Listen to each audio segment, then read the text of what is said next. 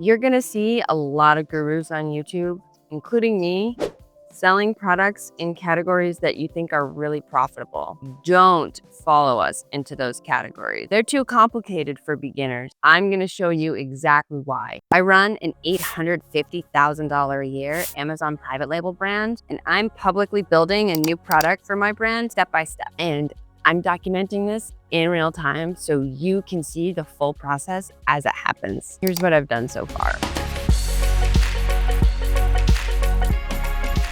The goal of this episode is to choose a product category and avoid choosing a bad category. I've already chosen mine. It's a kid's product, but that's not something I would recommend for beginners. Let's dive in. If you don't even have a product idea yet, go watch episode 0 first. That's where I walk you through my exact brainstorming process, and it's not how the gurus teach. I'm a big believer that you need to use your lived experience and not trends to create your product idea. Assuming you have an idea, let's talk about what categories work and what categories to avoid. The product I'm building in this series is a cleaning toy for kids. I have 2 kids, so this is a product that I deeply understand. And most importantly for me, this is a product adjacent to my existing product line. But let's start with what actually works for beginners. Boring products are a great first product. They're stable, they're simple, and they work.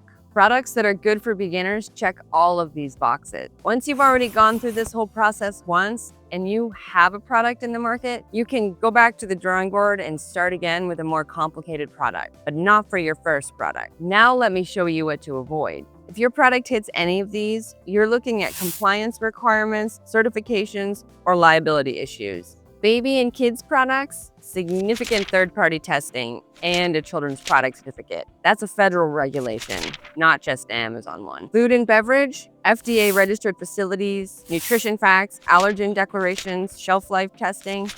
Supplements, compliance nightmare, FDA DSHEA rules, function claims, label requirements. Yes, there are tons of private label supplements out there, but if you're a beginner, stay away. Medical anything, obvious. The FDA will be all over you. Personal care products that go on your skin, FDA ingredient disclosures, allergen warnings, claims policing.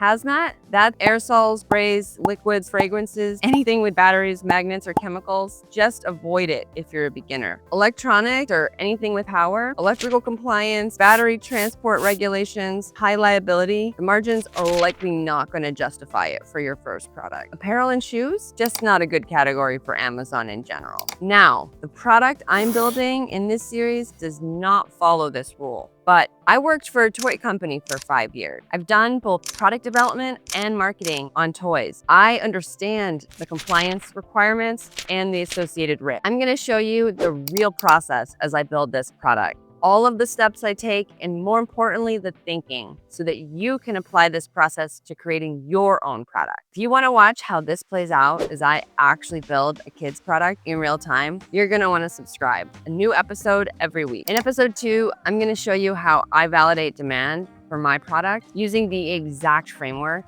that I recommend for beginners. All right, let's build something real. I'll see you in the next one.